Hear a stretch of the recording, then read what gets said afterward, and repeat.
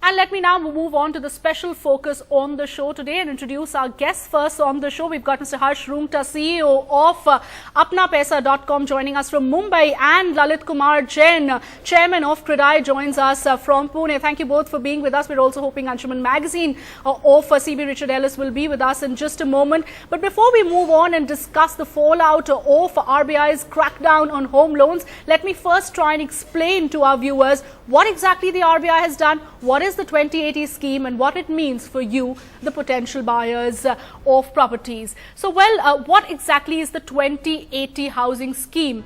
Buyers pay 20% of the total property cost according to this scheme. So what happens to the remaining 80%? It gets financed by the bank but in the buyer's name. So you as a buyer take a home loan and there's a tripartite agreement between the bank, the buyer and the builder, and 80% of the property cost is given to the builder, but the home loan taken in the buyer's name. Banks can give up to 80% payment to builders upfront.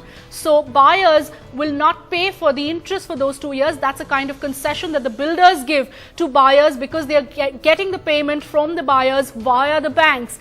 Builders are especially getting loan at much cheaper rates, and they also build in some discounts or offers like no EMI for 2 years for the buyers. So what has RBI done and what's the crackdown all about? RBI has asked banks to stop financing the 2080 schemes. It bars upfront payment now to builders, saying that the loan disbursal has to be linked with the stage of construction. So asking banks that they should not make any upfront payments to builders, but instead they should link it to the construction stage. So which are the banks that were offering these 2080 financing schemes? HDFC, ICICI, Axis Bank and several others who continue to offer these home loan schemes. And why did RBI feel the need for this crackdown on such housing schemes? It felt that the 2080 scheme is too risky for the buyer. There could be disputes between borrowers and builders, and it could lead to higher defaults and delayed payments. Also saying that non-completion of the project on time could lead to problems. Also, it came to the RBI's notice that some builders were using funds for different projects. Let me go across now to Mr. Harsh Rungta to get a sense of what it means for the buyer. Is it good news or bad news? Mr. Rungta, your take.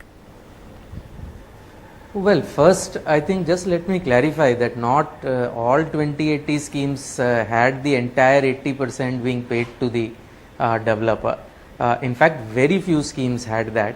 In many cases, the 2080 scheme allowed the payment to be made construction linked, which RBI is fine with. So in terms of RBI saying don't do it, and remember it's an advisory, it is basically the that variant where the bank was funding the scheme fully.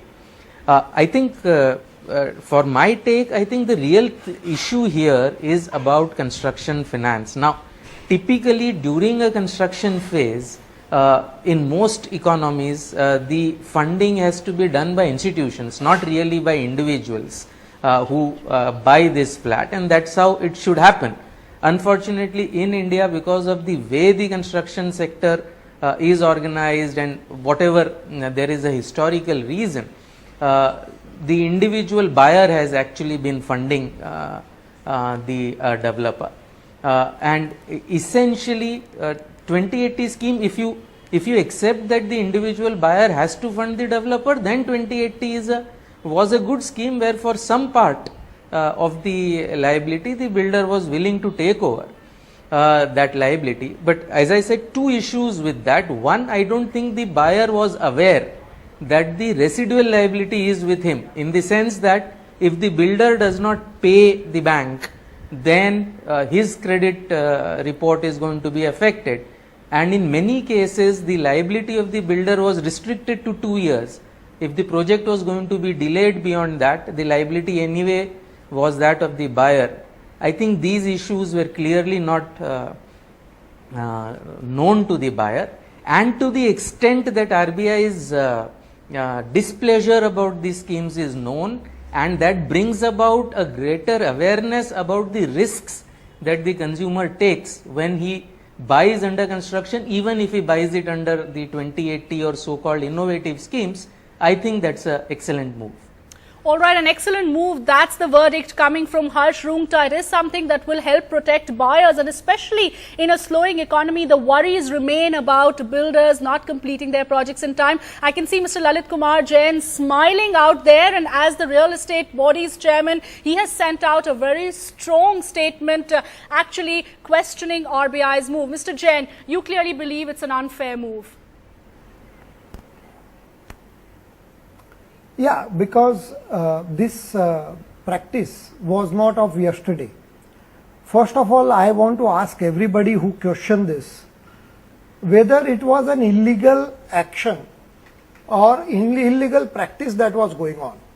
My point is, if there was a set practice which took some years, few years to get established, thereafter the customer was happy that he or she doesn't have to pay EMI till possession.